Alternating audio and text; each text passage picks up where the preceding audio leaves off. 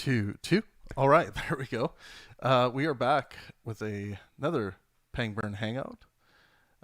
It's Monday, so we're going to be doing something to do with psychology, and but I think we're kind of transitioning into more of a philosophy take um, in the psychological realm. We're going to be talking about the morality in fiction is the topic. So uh, let's see if I'm just juggling something right now. What up, Alex?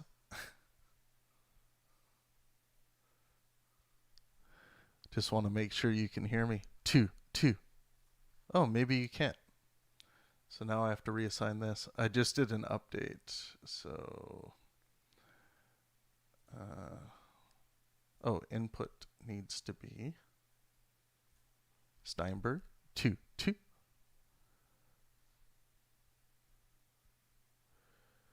And I want to make sure that's mono.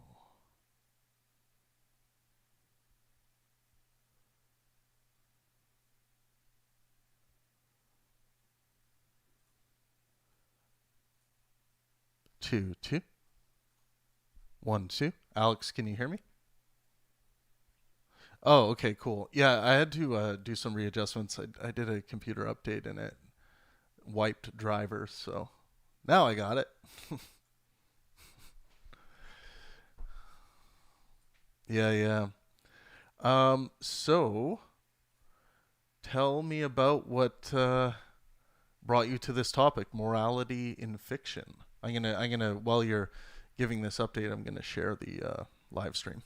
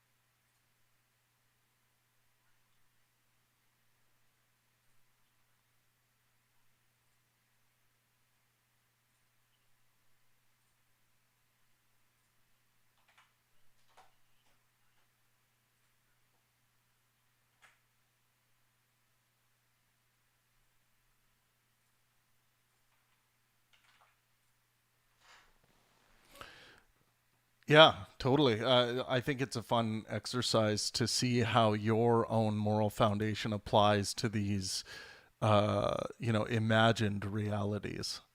And do you enjoy seeing, uh, let's call them morally inferior characters showing their nastiness? Is there something attractive to that?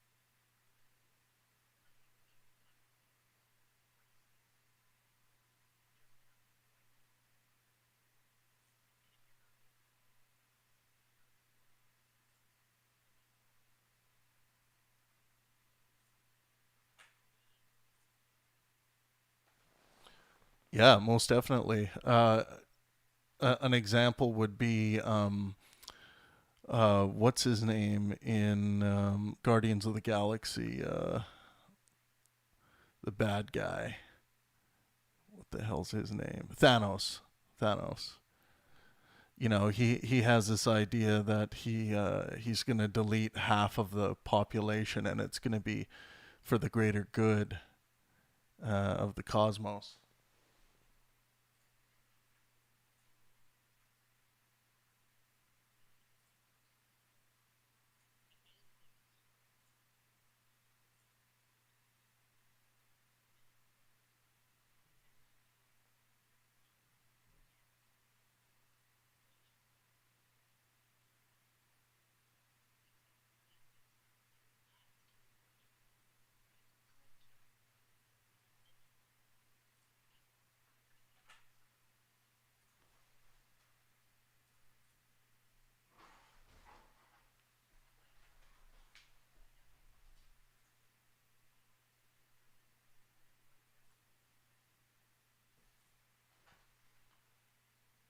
Yeah, definitely. So, and it depends. It's really important for people, I think, to check in, to understand what their moral foundation is, so that not every moral question is so difficult for them to suss out.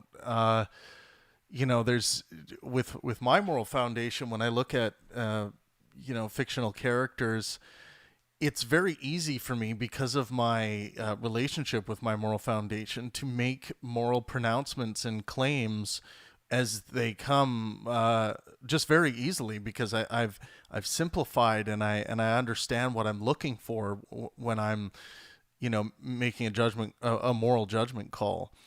And I find that really fun to do. And with my moral foundation, looking at the Thanos example of maximizing well-being for myself and those around me, obviously Thanos is committing an immoral act if he deletes even one person. And my question to Thanos is, why do you think this is the only way? Um, have you I mean, if you hold all of this power within your grasp, are there other things you can think of with regards to time, time travel, and creating maybe your own bubble universe where you can send these other entities to? Like, what else? What in Thanos's imagination has potentially failed him when coming to the realization that this must happen?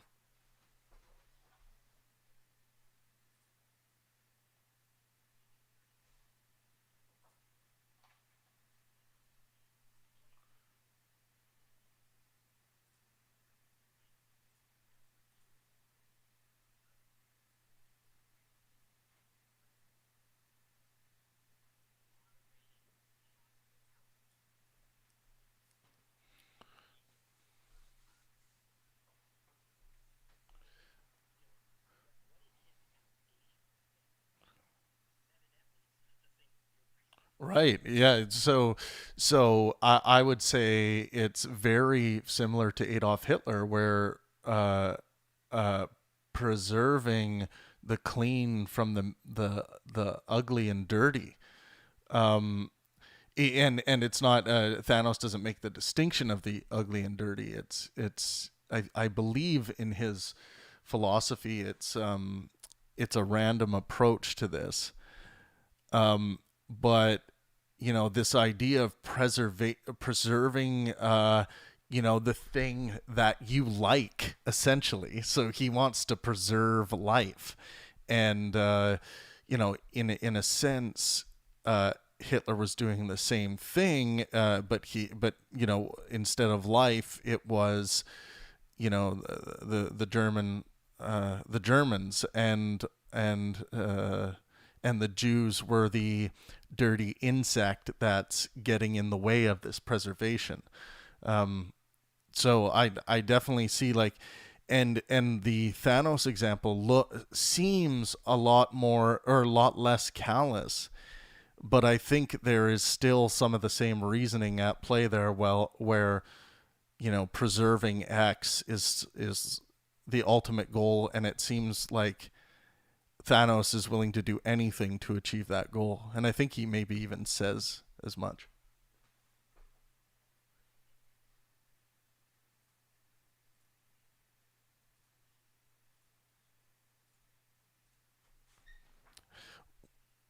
Well, and look, Hitler, after seeing the outcome of World War I, and then looking for people to blame uh, after the fact, and as we move through history, potentially it maybe World War I is that kind of equivalent trigger to this philosophy.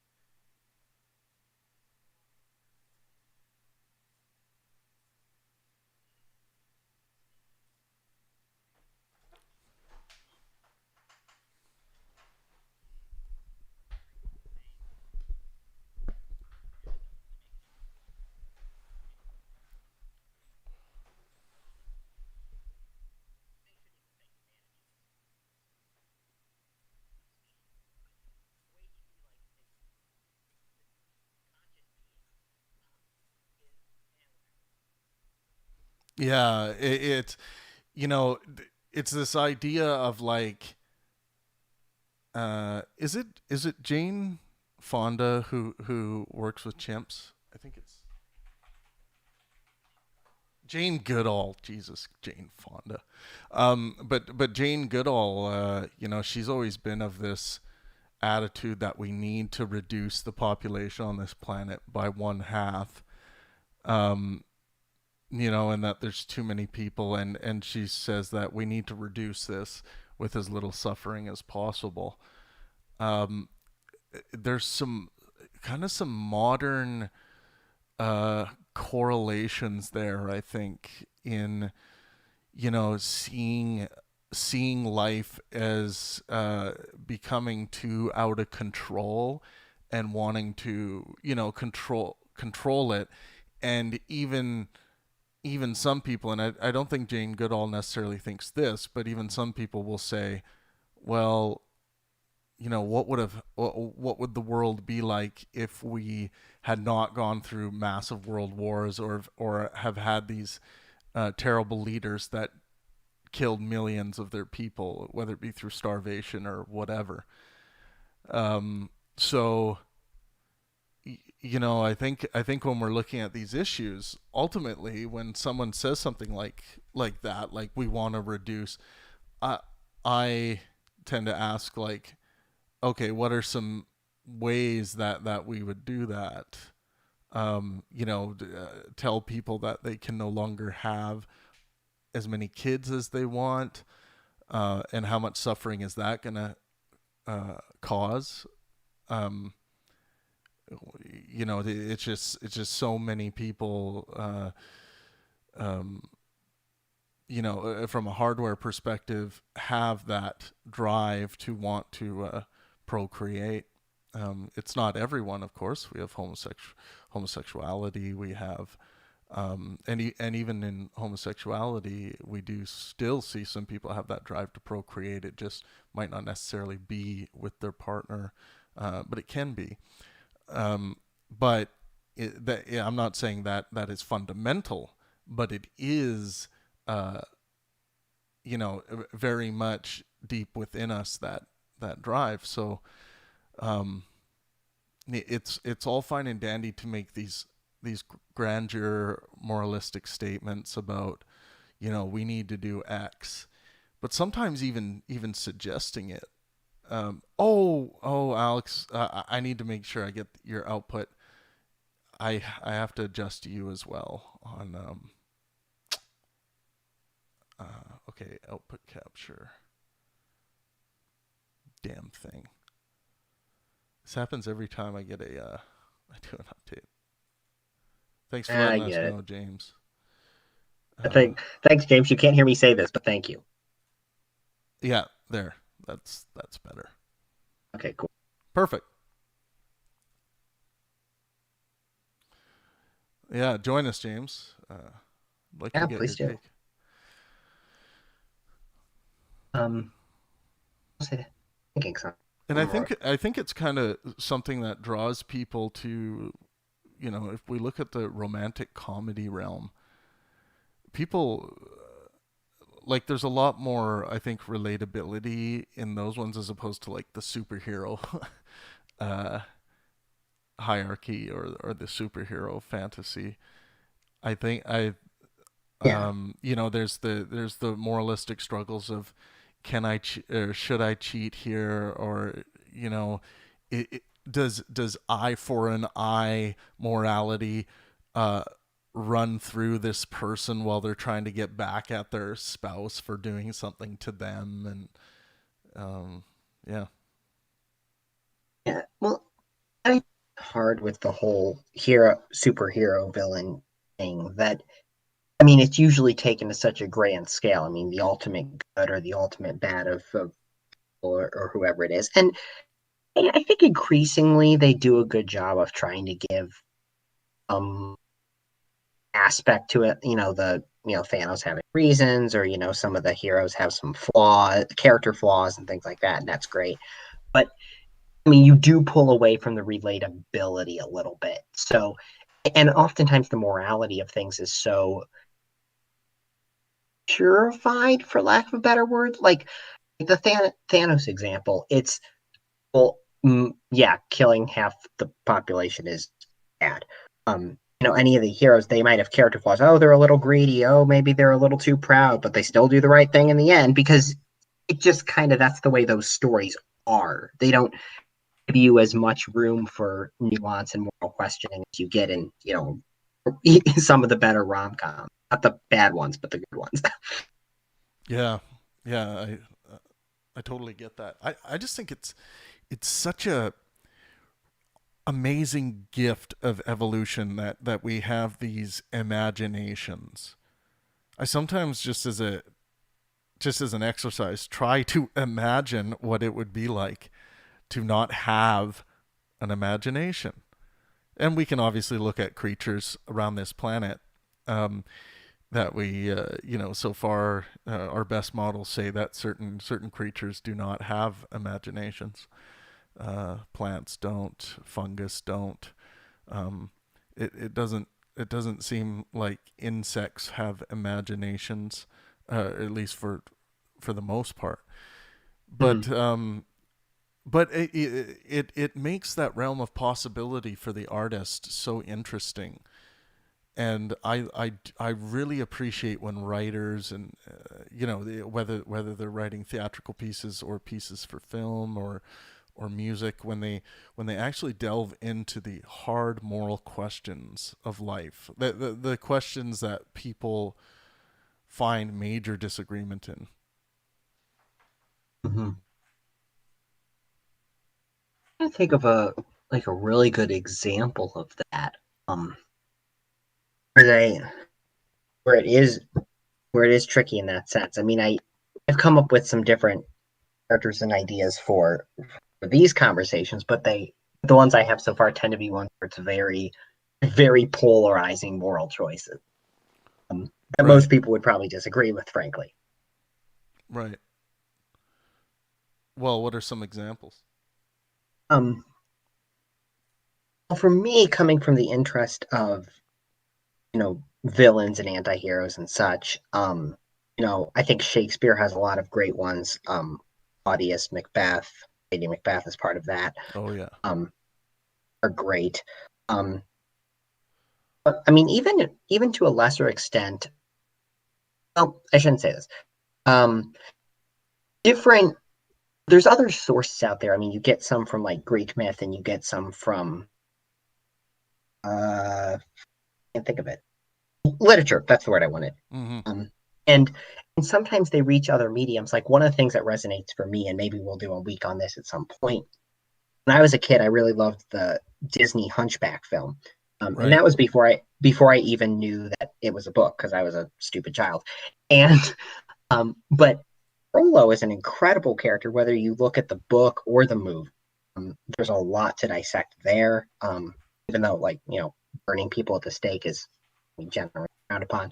Um, one of my other favorites, and this one's tricky, and I do want to know how people might this come up enough interest for the conversation is Holden Caulfield from Catcher in the Rye. One of the most uh, disagreed upon figures in literature, I think. What do people think of his moral foundation? Right. So, what would be some famous, things that this character did that really messed with people? I think one of the issues with him, maybe the issue, is just the attitude toward life that, you know, people are fake and they'll lie to you and they'll deceive you. And there's a certain sense of like, what is the point? Because everyone else is, I know what I'm doing, but everyone else is corrupt. But I'm just going to go on dealing with it anyway and just almost not end life, but like passively disregard you. And he kind of morphs in that throughout the novel, but like that level of, I don't know if you want to label it existential or nihilist or whatever. Like a lot of people are really turned off by it. Um, it's a hard personality to grapple with because he, especially early in the book, reads as off-putting in a certain respect. Um,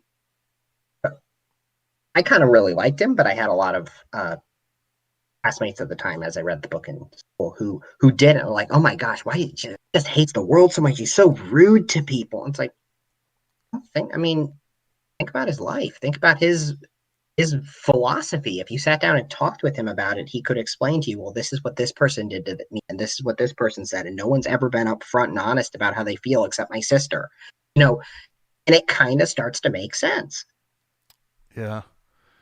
Yeah. It's the well, the human experience, the human condition is so much more. It's so much more difficult to understand than just looking at a serial killer who has killed 20 people and say this person is evil, Mm-hmm. because it doesn't moralistically, from my perspective, that doesn't necessarily mean that that person is evil. um, it's just, people are born with genetic predispositions to be, and then plus their environment develop an antisocial disorder or antisocial behavior. And sometimes it can be the perfect combination to create people who can't help but do monstrous things. But I don't think that makes them a monster. There's a lot to be learned about this, I think, in your realm of work in psychology, Mm-hmm. and why I think it's very valuable that we get to know people who, well, get to know the most immoral of us. Sure. And that's why, like, for me, I think a lot of the Shakespeare characters are a great example because in in a majority of his works, the villains are just racked with guilt. I mean, they for the most part fully comprehend what it is that they've done and continually make these efforts to rationalize it to themselves.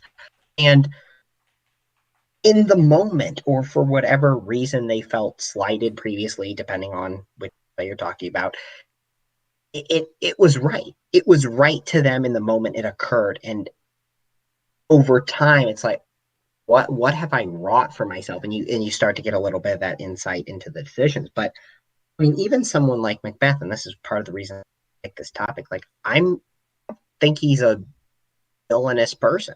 He, horrible decisions. Don't agree with them at all. But there's a lot more nuance to that character than just, man, do I love killing. Yeah. Yeah, there's a there's elements of jealousy there, elements of paranoia in Macbeth, um, superstition, which within that closed system of that play, there happens to be superstitious things going on with witches. Right. And, that's part of what I think is so interesting, and it can vary a lot on interpretation. And so, with these kind of things, I do like to go back to the text as possible. But like in Macbeth, there is superstition, and do you say that the witches exist? Of course, some people have done productions where they've made them a figment of his imagination, and Yep. he's just mad the whole time. Yep. It depends on how you choose to interpret it, but from another perspective, it's like, does it really even matter? Like from his eyes, they're real. Right. Whether you, the audience, think they're real or not, he thinks they're real, and he's going to make decisions based on that. He might even doubt, and well, he does have He does have some doubt, some for sure. doubt. Yeah, definitely. Um, and he's quite a he does make some faux pas, but he's quite a pragmatic type guy when he looks at what is to become of him, and his potential reign, and what is in all of this for him. Um, it's yeah, but then when things start happening that he's drawing the conspiratorial lines to, he starts thinking, maybe there was something to this prophecy. Right. And there's a challenge in whether or not you take that as there's now a validation for something he already wanted to do, or that it is the instigator for him coming up with that idea.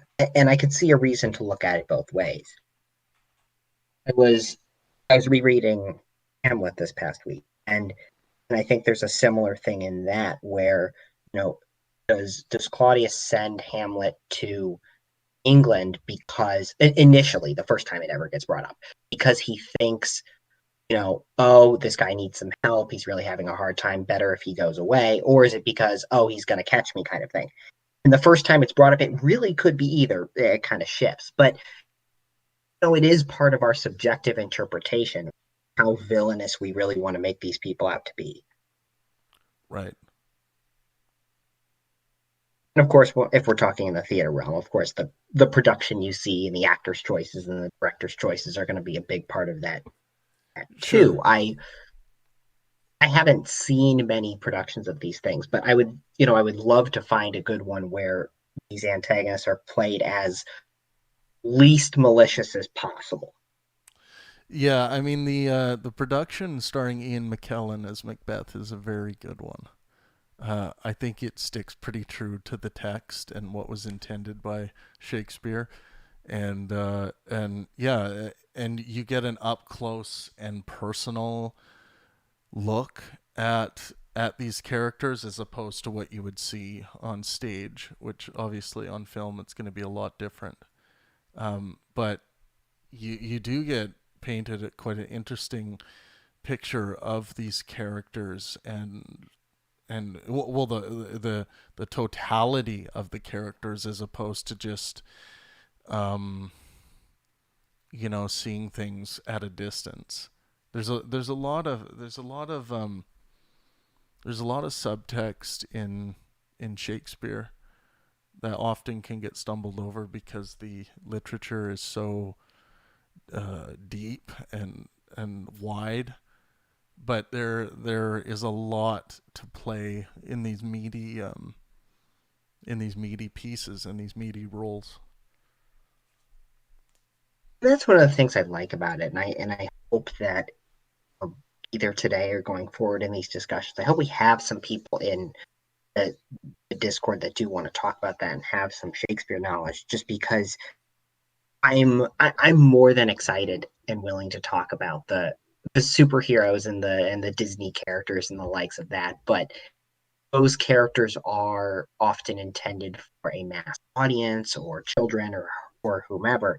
And so it's very common that those characters are painted in a certain light, a certain morality that not that there can't be subtext, but it lacks the subtext that you're going to get out of a really good Shakespeare or even just a good adult novel. Right.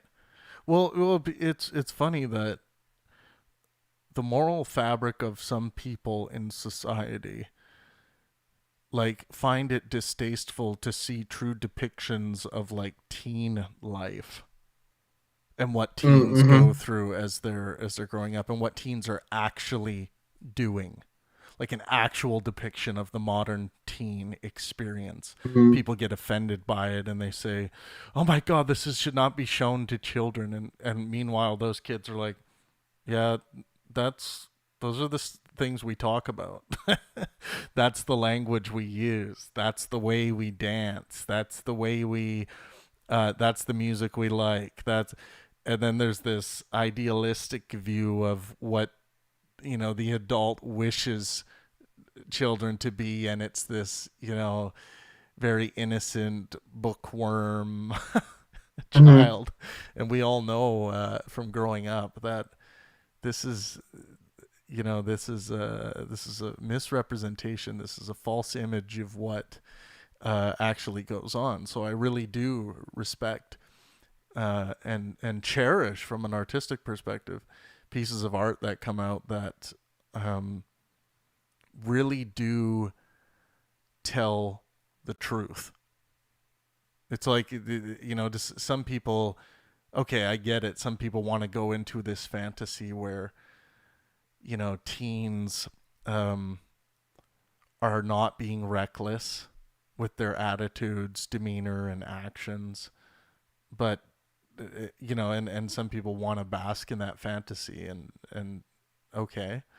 Um, Perhaps there's some interesting material to be made about this, like, utopian idea of purity in children, but I tend to more enjoy when the truths that are true that people like to avoid come out in art, when people almost can't even speak because they know it's true, but they know that the societal implications of that truth, it's not acceptable for you to say, for you to stand there and acknowledge the truth of it. Well, I'll say this, and then I want to bring in deniability, but it's funny how much times and people change and how much they don't. And I'll go back to Hamlet for a minute because, like I said, I was reading it this week, and there's a scene in there where Polonius tells one of his servants, Rinaldo or something like that, go to Paris and find my son and ask what he's been up to, and suggest to people that he's been gambling and bribing and going to whorehouses and that he's been flagrant and drinking too much. And his servant goes, "Why would I want to disparage your son's reputation like that?" He goes, "No, no, it's not disparaging. That's exactly what we expect him to do. He's a young man. He's in a foreign country. He's gonna do dumb things. Don't disparage him too much, but be reasonable." And I think that's a great point to what you're saying, like whether it be, back then or now or whatever, like that acknowledgement. Yeah, it's a young guy. He's going to do some dumb. He's going to gamble. He's going to drink too much. He's going to go to a whorehouse. Yeah, I know. I mean, this is his dad saying it. Yeah. Dad going, "I fully expect my son to be in Paris being an idiot." Right? Mm. Okay, I have to throw in a quote before we get to deniability. Quote from Hamlet, spoken by Hamlet. "This above all, to thine own self be true, and it must follow, as the night the day. Thou canst not then be false to any man."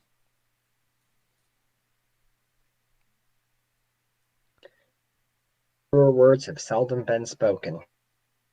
Mm. but when Aristotle said it.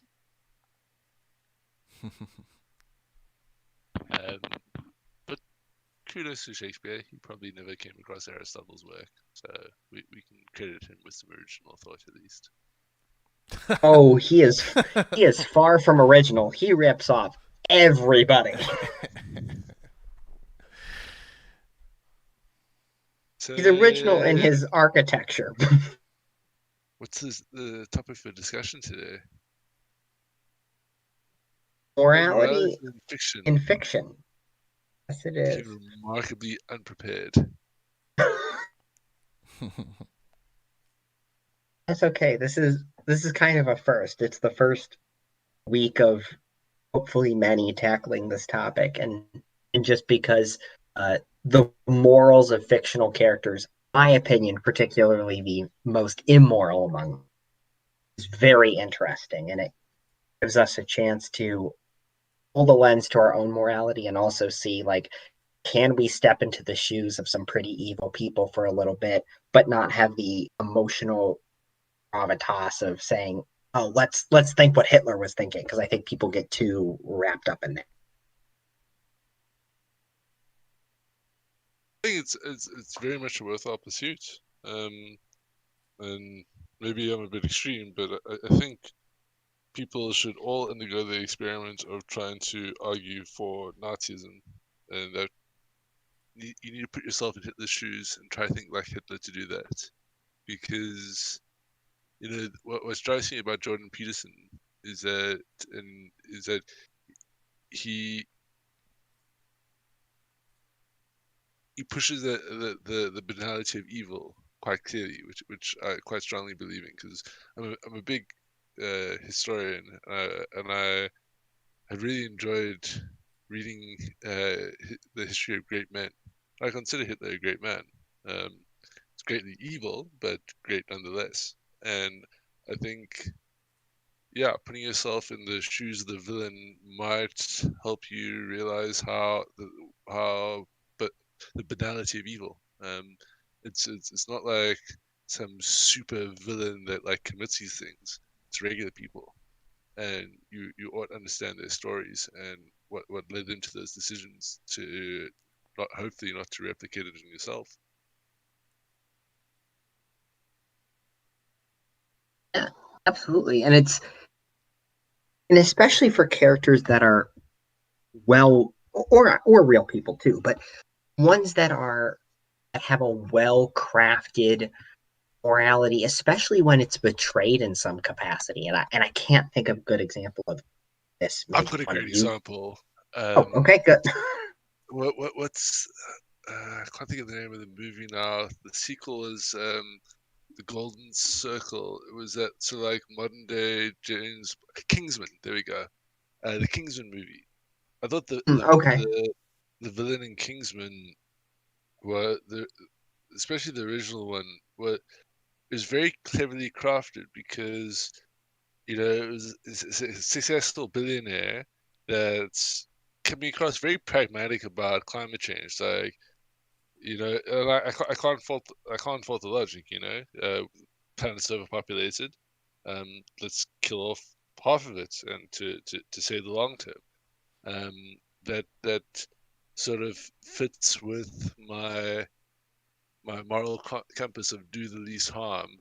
If you're looking at a 1,000-year game, you know, if you're looking at like a 20-year game, then it's clearly immoral. But in a 1,000-year game, it just might be the less harmful action. I don't know.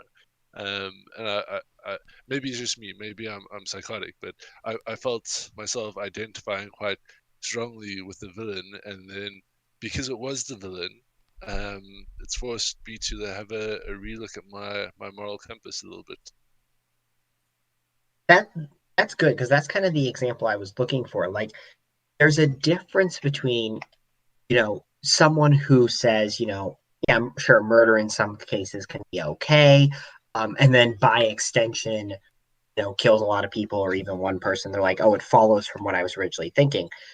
Versus someone that's like, oh no, absolutely not. It's not a good idea, like in the short term kind of thing. But then they find a reason. Maybe it's the 1,000-year goal. Maybe it's because, oh, that one guy though, and they break their moral foundation because they found an exception in themselves. And I think those are far more interesting cases.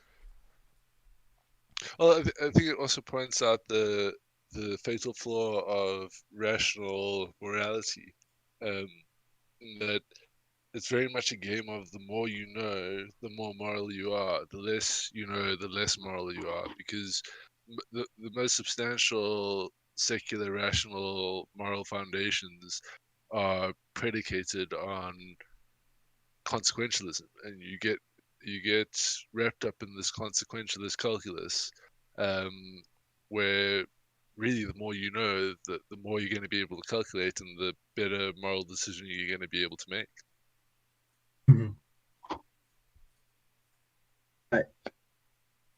Shifting focus for a second. Hi, Grim. Just want to welcome you to the conversation. What's behind the name Hey, y'all. change there? Hello. You went from Mr. the highest academic qualification, a Mr. Grimm, to the art of Grimm, like a Bachelor of Arts, like the lowest qualification. What's with that? Well, I think you're you're putting connotation on it. Nothing to do with the Bachelor of Arts. It's to do with his. I thought it was quite interesting. It's to do with his new porn label he's about to announce. The Art of Grimm. I think that Grimm is obviously an avatar of mine. It's not my real name, and there's a certain art to everybody that's very unique. The way they talk, the way they act, the way they think. So I thought it was quite funny that I would say the Art of Grimm is a made-up being, but it is how I think. It's who I am inside. So there is an art to everybody, including you, Deniability. That is the mark of a fantastic pseudonym. That's why I like mine, because I like to deny people. I'm boring. I went with my first name.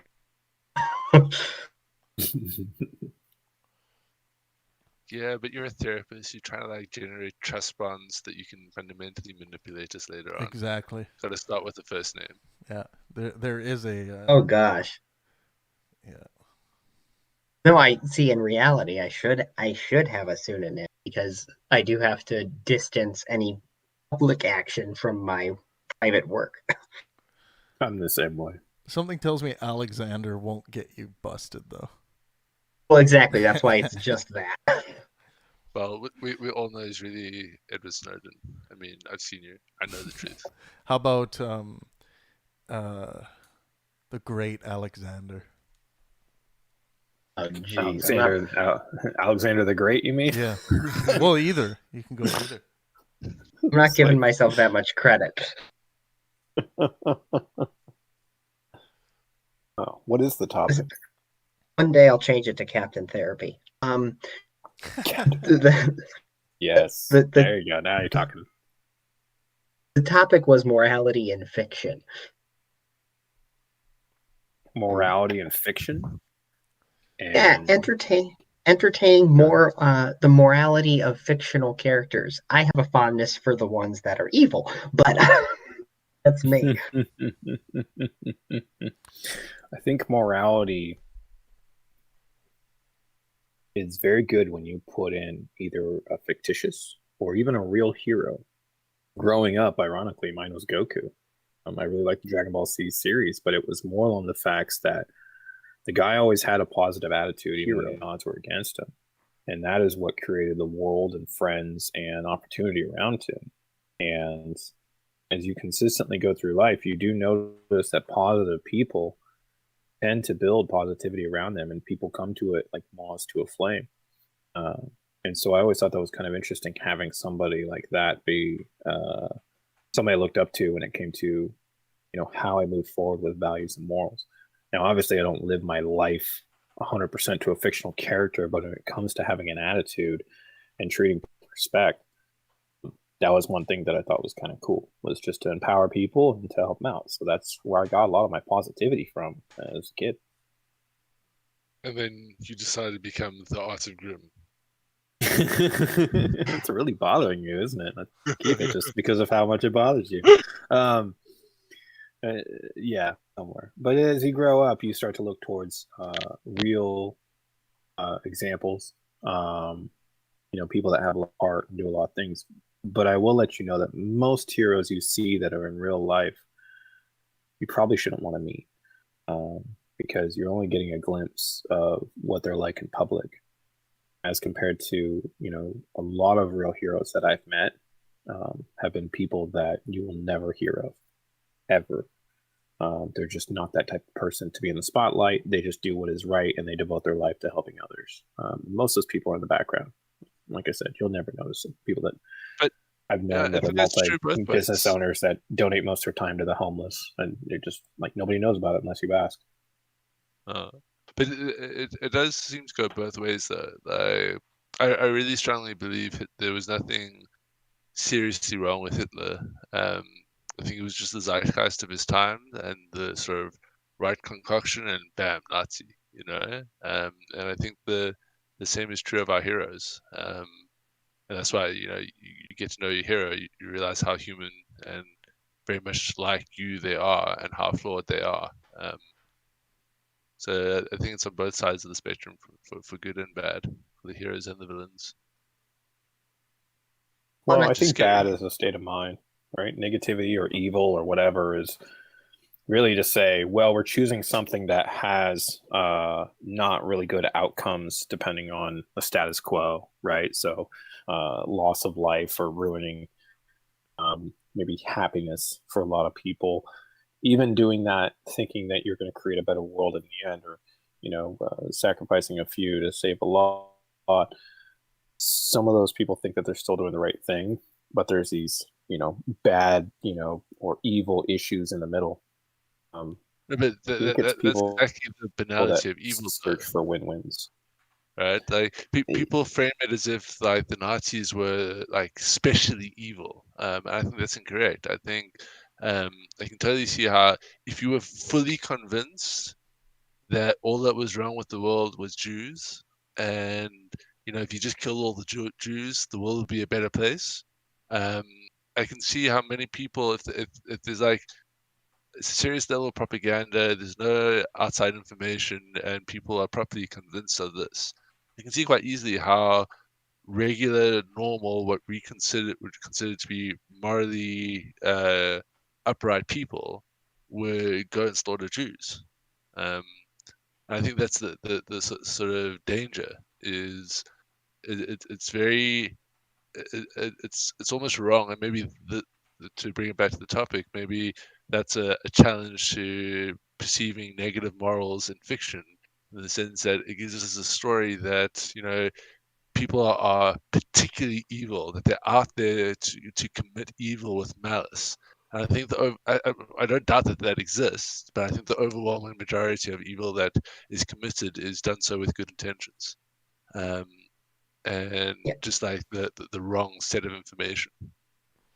I would agree with you, and I think we need the clarity, and we crave what's vague. And guess what I mean by that is like the examples you get in either a superhero movie or a Disney movie, or I mean even like your Goku's and your SpongeBob's of the world. Like we crave those characters that are very clear about their morality. This is someone who's very, very good, and this is someone who's very, very bad, because it draws these nice, clear lines for us. And human beings, we like those things. But then we also, I mean, the thirst for the complex moral character that's wrestling with themselves. And I think we crave that too. And that's probably because that's how human beings actually are,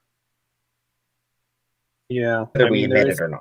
it is interesting for you to say something like that, because a cartoon character doesn't really have those flaws. So it's almost we want to search for somebody who has grounding wisdom, who is secure and confident, and does not care about what the world thinks about them. And we want to see those examples more often. And so it's empowering to see those things as long as that person has a good outcome. Sometimes when we see that person, but having negative outcomes, meaning that they're hurting people or their ideas are not thought through and they're having disastrous moments. then we see naivety and we can't follow those people. So know that the end result really still has to work out for some of these people. When it comes to, human kind of heroes or mentors that people see, some people point to, things like, like Dwayne Johnson or something like that. Like, oh, I want to be happy like The Rock and wealthy and supportive and all that. But very few people actually know what it's like to be him, how he thinks and how he works. He could be one of the dumbest people you met on the planet and be very, very surprised. Or he could just be, somebody who likes to hit his dogs or something and be very surprised. What you're really saying is these are the qualities that I want to see in myself, but I don't know how to do that. And I want to see how another person does this. And I want to be taught those things. And for a long time, for me personally, I struggled trying to fit into that shell and saying, the future Grim I see is the person who acts like this. And I just never was that. And I think a lot of times you just need to start retraining yourself, fake it till you make it, because you need to have the habits involved and understand why you have the habits to do those things, to be happy, when to be sad, when to be angry, and when to shut up. And I think that it's very important that you learn from the many heroes that you have in your life, not just one, that you can see that, whether they're fictitious or not. And I would also include that they should weigh towards the non-fictitious more than the fictitious, because then you'll get some reality as well. Can't be happy every day. But it's important what you say, describing that like you need to see someone enact it before you are capable of accomplishing it.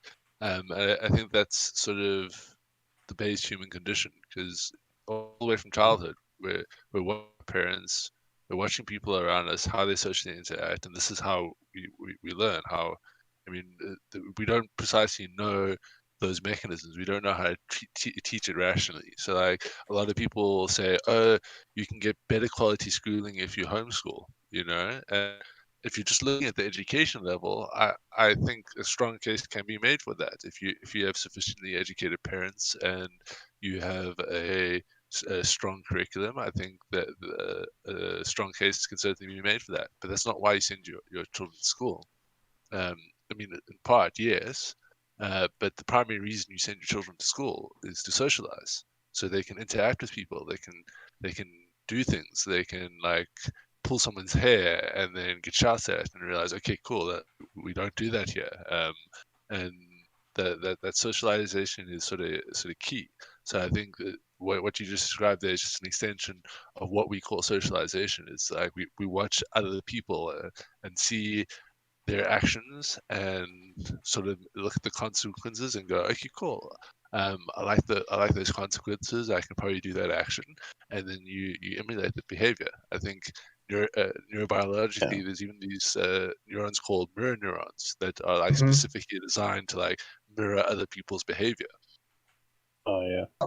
And taking that maybe a bit to the extreme, like I think if everything in life and everything you ever saw was a tragedy, and I mean that in the Aristotelian sense of, someone of relatively good status or who seems to be moral, there's some flaw, they fall, everything doesn't work out for them. If everything was that, we would be rendered hopeless. We would feel helpless. What would be the point? I think it's a lot easier to have heroes, especially growing up, to have people you look up to and these people you see as being, oh, they're great, they do all these great things because you don't really know them. And then over time, see in reality it doesn't always quite work that way, then start in despair and have to realize, well, sometimes it's all right. It's a harder bridge to travel. They're being created by real people, in their... Sometimes your fictitious hero goes through struggles and maybe even anger and hurts people, which is interesting for kids to watch, which is really neat. My son we just finished watching a bunch of Star Wars. My son's like 6 years old, and we just watched a bunch of Star Wars, and so he's learning these different moralities. And if you know the stories of Star Wars, it's like, the bad guys, there's so many bad guys, but they have this agenda of unification. And the good guys, supposedly good guys of the rebellion, they're killing bad guys and they're making these judgment calls to kill them. And they're saying we want to be a free people, we don't want to be unified, but we want to continue the many wars amongst us as well. And it really reminds me of this setting that you have in history of people that are trying to unify the land, and doing it with iron rule, and people that are fighting back, and people joining forces together, but yet they still squabble amongst themselves. And then there's bad guys who are good guys and good guys who are bad guys. And so it's really complex in the middle about like, well, I don't get it. Like Anakin Skywalker was like a total cool dude. And like, he was like, really, you were the chosen one. You were supposed to bring balance to the Force, not destroy it. But then, all this stuff changes. And my son's like trying to read into it and trying to understand it and look at it and go, oh man, he was good, then he was bad, then and then there's another bad guy who turns out to be good. And so it really gave him the autonomy of like, oh, I can change, I can do something with my anger, I can use it for good, or it can take me to the dark side. And it's really interesting seeing this kind of stuff just in the Star Wars universe. These characters that flip-flop and go through their journeys. It's not just one person who is like always the greatest, the brightest, everybody follows, he's the leader, yada yada yada. Even in that series, Luke Skywalker even says, I fucked up, I made mistakes and I'm a screw up. Like that's really important. Grim, what I think is great about that. I was just gonna just say, Grim, your Ewan McGregor impression sounded like Ringo Starr.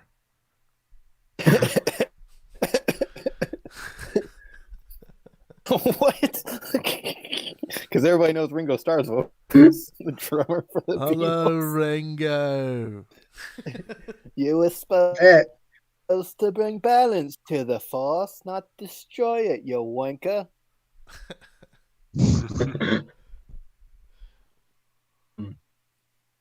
One thing I had I a will really awesome point, but then I got stoned and it evaporated.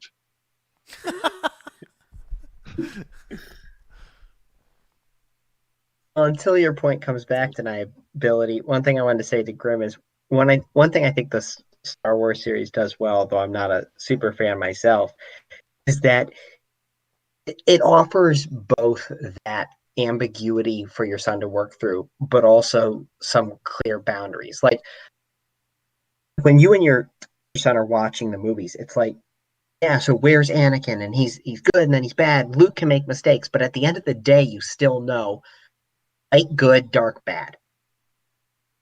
And you don't have to question the fundamentals of it too much. So it almost creates like a little bit of a box for you to kind of play in. Like inside this box, there's all this ambiguity you're going to have to sort through. But there's a certain framework that kind of gives some stability that, kids don't get too confused, or we still feel good about ourselves when the movie ends and the credits roll. Yeah. Oh, that was my point. So I think we're identifying that there's a clear way to communicate morals through storytelling. But I was thinking about, what about cartoons that, I mean, it's clear in The Lion King, but in like Bugs Bunny cartoons, the sort of the moral plot is less clear, and maybe more often than not absent. And if we're sort of wired to receive morals in this way through storytelling, what about stories that haven't had carefully thought out morals crafted into them? Or is it the case that we do have an inherent morality, and when we see this morality depicted in stories, it moves us emotionally, and that's what connects us to the fact that if we see a story that doesn't represent the moral, our inner moral compass, that it just doesn't resonate with us, and it's just an action show, or it's just that it doesn't have a strong moral resonance. Well, I don't know to what extent morals are implicit within us, but the way things build rapidly, I think there's something to be said for that, and maybe this kind of connects to the mirror neuron point too. But like, if some character comes on your screen, and let's say it's Bugs Funny, not Bugs Bunny, it's a different character, and he smiles at the screen and he kind of waves, he's jumping up and down, and then you see like weird, ugly witch person. You implicitly are going to now want weird chicken Doug's Funny to have a great day and to not get eaten by the witch because we're attracted to that kind of persona, even knowing literally nothing else about this character. So I guess that there's a morality implicit in that, just because whoever makes the program is choosing who you're going to bond with through a series of things, not just what they say and do. Just their presentation is going to convey something that we will either attach to morally or not.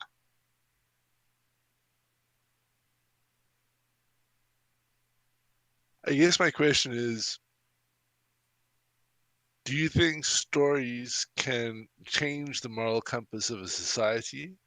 Or do you think society just finds that story all that much more worthwhile because it speaks to certain moral principles? Because and like maybe it's the case like the greatest dramas that we recognize, whether it's theater or movie, these stories ultimately have a very strong uh, moral overtone with many archetypes represented in them. Is it the case that those like stories are good and inherently like amazing in and of themselves, or have we decided to be so because it communicates such a strong moral resonance within us? Um, like you're not going to see Bugs Bunny win best cartoon of the year as an example, but The Lion King just might, and there seems to be like a clear distinguish clear reason why. Is it down to just the story, or is there some sort of moral compass inside us that the story is speaking to, and that's why we want it to be great? I would argue that stories mainly shape our morality because we can explore those stories, have them so powerful about where we fall, where we make mistakes, and where we see the light at the end of the tunnel actually become a problem and create negative outcomes that we thought was going to be the right way. And these stories are important, whether they're fictitious or not. They basically stitch up these parts of our imagination where when we think of an example, um, like what's it like when we have a spacefaring race, right? What's the story about how we act morally when we are in deep space, just like when we are in international waters, and we have to treat people in different ways or treat the environment in different ways.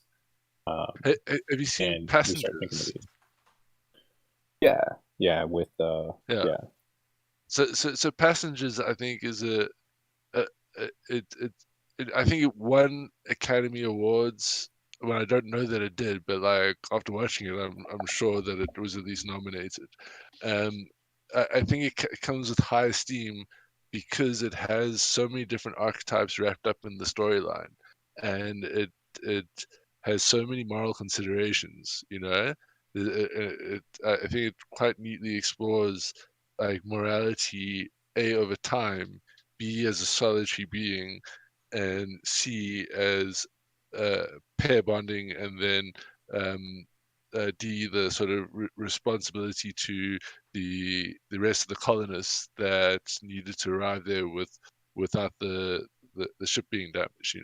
So it explores the multiple levels of your moral awareness, and I think for that reason it won awards. I think sort of what we consider to be good stories are stories that fundamentally speak to us on a moral level.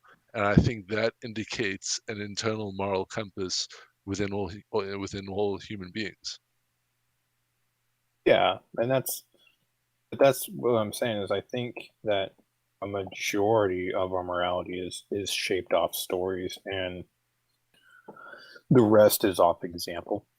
Uh, which is understanding. Okay, we've got these examples of kind of similar situations, and so we're going to build off those examples in order how to move forward on this other situation, as compared to seeing a movie and seeing all the complex interactions that teams of people have put together this movie, and then you have a director and producers that have thought about these interactions on a very deeply level.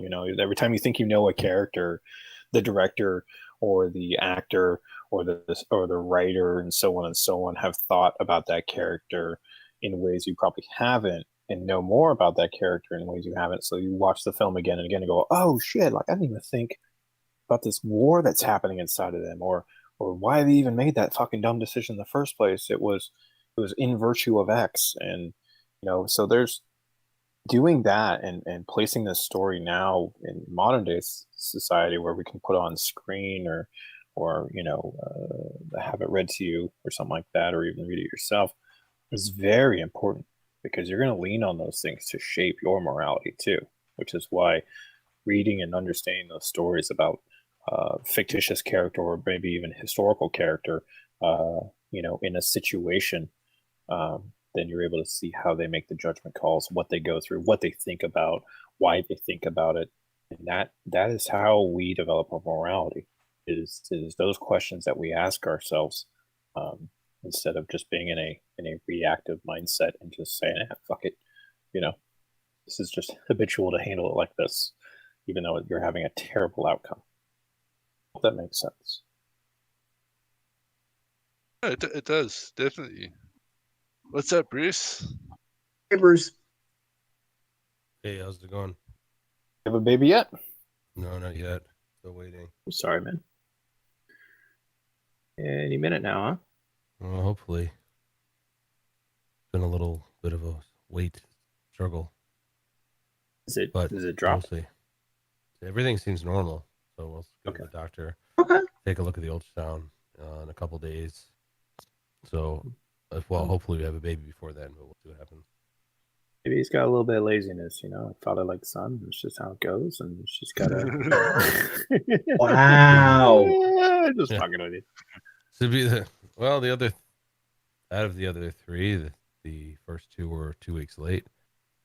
So the most recent child was on time, so we sort of assumed would be trending toward on time, but maybe it's just going to be 2 weeks late again. So yeah, in about 15, 20 years, maybe 25 years, when you invite him over for Thanksgiving, he's late, you could just rub it in his face, just like, from the fucking day you were born, you're always late, huh, son?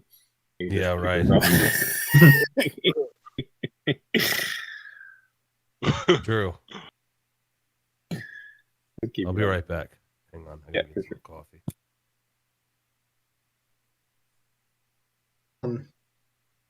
To your question, though, deniability, I think it's a mixture, honestly. I mean, I think we gravitate toward the stories that speak to what we already believe naturally, but I think those stories can form us too, in both good and bad ways. I mean, for a lot of the good ways that Grim was talking about, even I think over time, sure, something could happen. I mean, I don't think now, like if there was a movie where, evil prevailed in some capacity, I don't think that we would give it an Academy Award, because we're going to be inherently uncomfortable with it. But if we got comfortable and enough people in society were like, hey, that's a good movie, that character was pretty good, over a long time, yeah, it could change, I think.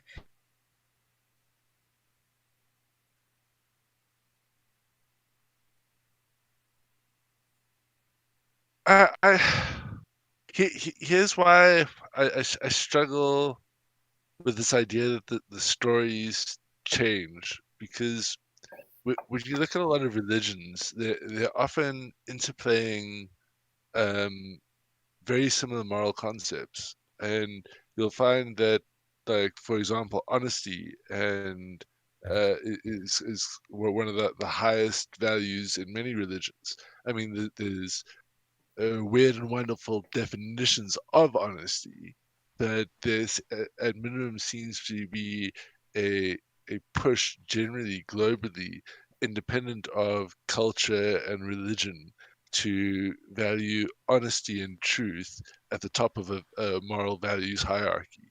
And we see evidence for it in South America with the Aztec tribes. We see it in North America with the Native Americans. We see it all across Europe, all across Africa. It seems endemic.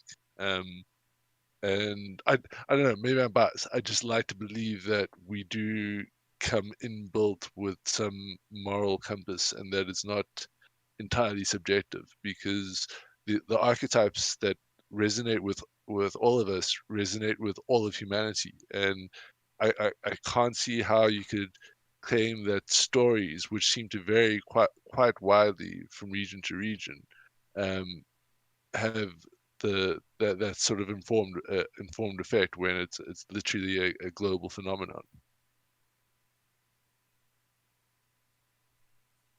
I guess I would say, I mean, I think you're right. I think there is something almost implicit to all of it, and certainly the same stories have been told over and over and over again in different ways with the same themes.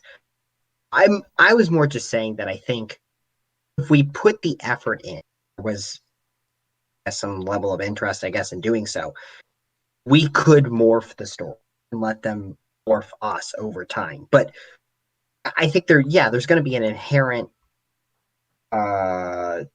unlikelihood, I guess, of even writing those kind of things where the morals are different than our own, because we tend to like what we have.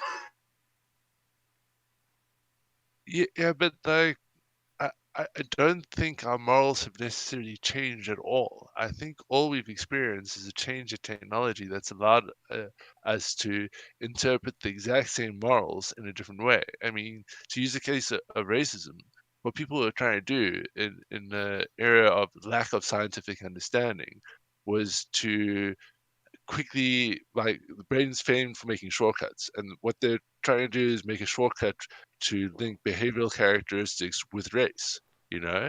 We know that now through scientific evidence to be fundamentally flawed and completely untrue. And therefore we've moved on into an era of non-racism.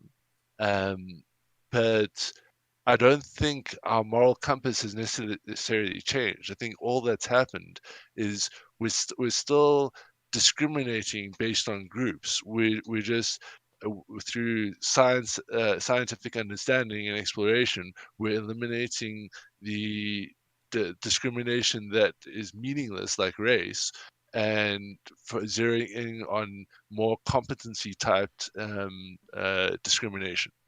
Because we seem to find that more acceptable.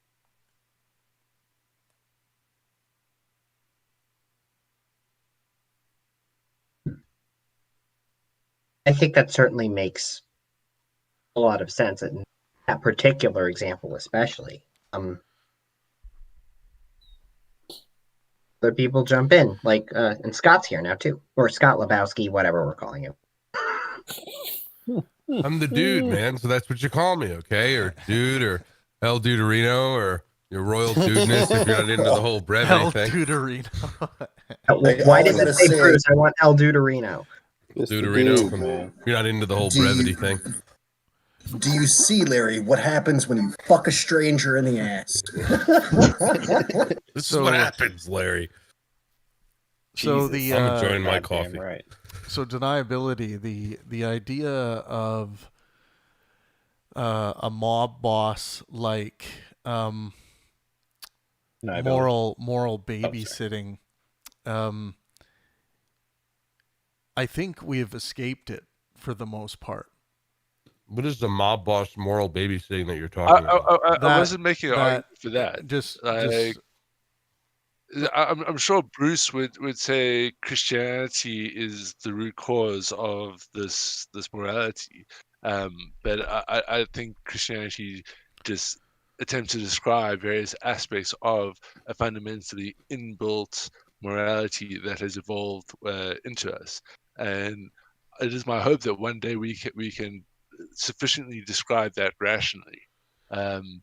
At present, I'm not sure that our attempts are sufficient, but it is my hope that one day we can rationally describe them sufficiently. But I think just to have the concept of an inbuilt moral compass, I don't see how you need the mob boss, as it were, to provide that. Right. Okay. Yeah, what I meant by that, Bruce, is if you have a boss at the top of a moral hierarchy as opposed to focusing on the mechanisms, that boss at the top of the hierarchy can one day say, send you a revelation and say, I'm going to need one child sacrificed from every parental group. So you better do that, or else there's going to be consequences. Who are you describing? I'm describing any system that has a moral dictator on the top of it that can actually dictate what is moral and what isn't. Yeah, but Travis, to a certain degree, it might just be a semantic argument, because what a theist might be referring to as God, I might infer is this moral hierarchy. I don't necessarily need to ascribe a God to that. Yeah, And I think when you look at the rational secular humanist approach, it is not sufficient in explaining our moral compass. There's a lot of work to be done there to sort of measure it out properly. So mine is deniability. You're pointing to Christianity not sufficiently understanding a moral compass. No. Just hang on. I was saying that Christianity has a mob boss, top boss down moral system where the person, whatever it is at the top, whatever you want to call it, can make a claim saying that this is now the moral standard, like the God of the Bible has been claimed to do. Why can't it just be a flawed attempt at trying to explain this in? Well, I think it way? Is. What I'm saying, two things there. Sure. One, I think you're strawmanning or some version of Christianity, but that's a different issue. The other thing is, there is those that are worth listening to, and those that are not. And so the mob would not be the person that I would defer to for what you would consider to be the mob boss. I'm not interested in the popular culture or mob in telling me what I ought to do. I would defer to that who is righteous. Yeah, and that would be the in the God world that I'm putting forward, and most people are. That is not deserved by anyone else. Yeah, but the mob boss analogy still works, because no, it doesn't. Well, I'll explain it to you. In the mob world, if you have the mob boss at the top and he says, we are going to go kill X, or we are going to now be doing X, and this is the rule, this is the law within this system, that's the law. And in your circumstance, regardless of whether it's the ultimate, what you want to call the ultimate authority in God, that God still has that. The analogy is about not whether you would listen to a mob boss. That's a red herring. No. It's actually the point is that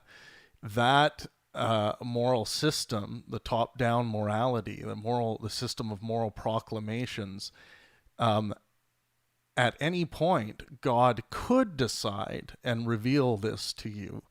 That's not true. The example God couldn't do that?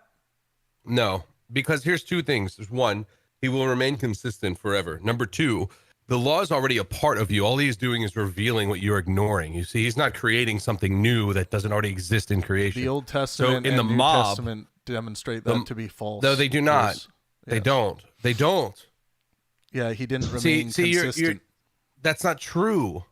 See, this is where it starts to get very hard, Travis, because you have to get into very specific theology. If you want to, that's fine. But like your cursory understanding of Scripture is not a fair comparison to Old and New Testament. Jesus is 100% in the Old Testament everywhere. So I agree that we can't say that. No, it's not an endorsement. You see, that's the wrong term. See, there's all sorts of category errors here being made as far as transcendence is concerned. But number two, you're not the mob boss creating a new rule is not it's not the same comparison because the rule doesn't exist yet. He's creating it. But in the creation, God, this already exists as a part of our nature. So it's not as if something new is coming into the scene. See, that's the fundamental difference. That doesn't matter. It's How does it not? when the 10 commandments are written, God could write another commandment, right? No. So your God cannot reveal to you a new law of living. No. So your God isn't ultimate. What's already been done has been done. He's just revealing what currently exists. Oh, hold on, Bruce. If we could just take a step back here and like put this into perspective, because Christianity isn't the only religion, and I think like if we're going to sift out like phenomena here, we have to look at like a global level. What matches across the human species, and what I see when I look at the various religions that have popped up across the world is various attempts at trying to iterate various moral decisions and seeing how that plays society out and how society iterates and flourishes over time. This is the purpose of a moral foundation. This is why we seek it, because it's so critical to our social structure. And you know, to varying degrees, some religions have gone much of it wrong, and it's resulted in harm. But then they've sort of stumbled onto a few of the really right things, like truth and honesty and fidelity and loyalty, and a lot of these things we've come to value. And I think it's wrong to go about criticizing and throwing out entire religions, throwing out the baby with the bathwater without trying to sift through it and see where the babies are, because that's what our ancestors did. It's not like Christianity is the only religion. It's that we've had this evolution of multiple religions across many societies, and all seems to be in pursuit of trying to describe what to me is a very innate moral compass that if we violate, society ends up fucking itself up. And if we respect it, society seems to flourish better. And we're all playing this game of trying to find out what works best, because we really don't know. And we've been running these social experiments for the last 10,000 years. Yeah, so I didn't claim throw out any baby with the bathwater. I'm making the analogy to the mob boss. Now, Bruce may disagree that God can't, enforce a new rule or reveal a new rule to people, but Bruce has to also understand that there are religious believers who do think that. Yeah, and there are people that do it, wrong, right? No, there are people that do all sorts. I'm never surprised. Here's the thing you have to remember about me. I am never surprised about the depravity of man, ever. 100% get it every time, because that's default. Okay, so when people do something in the name of whomever and they're wrong or disgusting, then they're wrong regardless of who they claim. Right, but you may be wrong about identifying where they are wrong.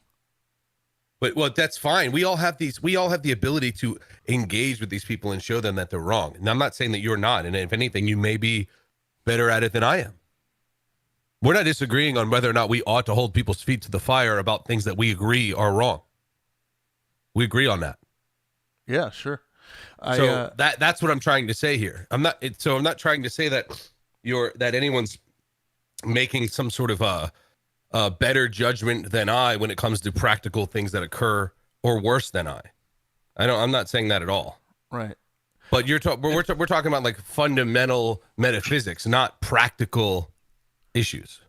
But we can be pragmatic about metaphysics. It doesn't have to be a cacophony of shit, which I find most religions spin this unnecessary web rather than being pragmatic about morality.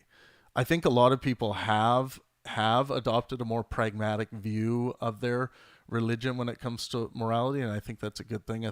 I just think it's part of the evolution of the ideological realm. The other thing I want to challenge deniability. You mentioned something about this consistency of valuing truth within some of the good things we've found in religion. Faith, with one key understanding, when I say truth, I did concede that there are very weird and marvelous descriptions of what truth precisely means in different cultures. So, but it does seem to be a general pursuit towards this value of truth. You mean wanting to find out what is going on? See, I would propose to you that the end game of citing faith as your reason for believing anything is just an excuse, and I don't think excuses are a pursuit of truth. Just go try challenge the royal and fundamentally heavenly ordained monarch of Thailand. Sure. You like, if you are not ordained in the same faith and ordained by, I don't know, they're not meant to believe in a god, but I don't know how they get there, but somehow they get there. You need to be chosen by the heavens, as it were, to be their king. Just sitting on the throne doesn't make you king, and not following the Buddhist traditions. If you don't follow the Buddhist traditions, you're no longer king. So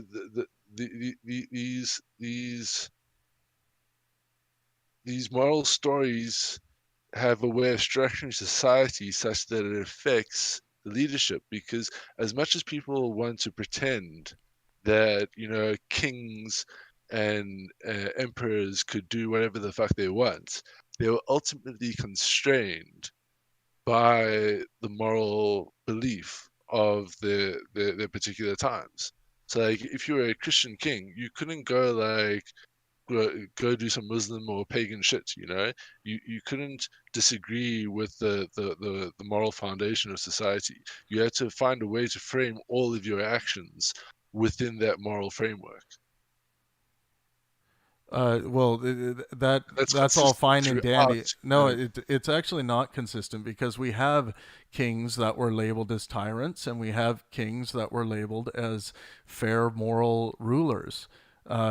These people who find themselves in power, we've seen time and time again where it's all fine and dandy for them to call themselves, morally sound within the based on what everyone expects morality is, and then they go and do something like take the food away from their people and make them starve, and they might wind some kind of justification from whatever ancient book they want to point at, but it's people like there's a reason why the history books will refer to certain rulers in that way and not the other. Yeah, but when you look at the history books, one key thing that you're missing out in your analysis there is that the rulers that break the rules, their line comes to an end or is challenged with violent revolt within 1 or 2 generations. The rulers that have ruled well and somehow managed to pass that intent to rule within the moral framework onto their predecessors, those are the monarchs that have lasted hundreds of generations. So sometimes deniability. So that's just sometimes. As soon as the monarch breaks the moral code, they get challenged. There's civil revolts, and a new king comes. Yeah, this is only sometimes. Like there's been some overwhelming majority. Yeah, but that's that sometimes as a general rule, sure, but it's not to make the statements I was saying does not have to discount those details you think I left out. Yeah, it's ability. The only thing I might have a say to that is it maybe sounds like you're conflating causation with correlation. Because we could look at these things and be like, hey, look, there's this correlation between these two things. But I would want, more info, a specific correlation to say, hey, it's actually cause. The one thing that I would say is more practical in all of this is somebody decides to make an assessment on something and whether or not it's rational, and they have justification for what they consider to be rational. And if we use something more modern and say there's evidence that 60% of the time this is what we should do because we have evidence. In the 40% case, you must make a decision, and that decision has to come from a moral stance. Now, whether you want to bend with the mob for that or not, and then do you want to stand on your own feelings? Do you want to stand on the possibility that you're wrong? All of those things. So because rationality, logic, and statistics only take you so far, especially considering psychology or any other fields that are softer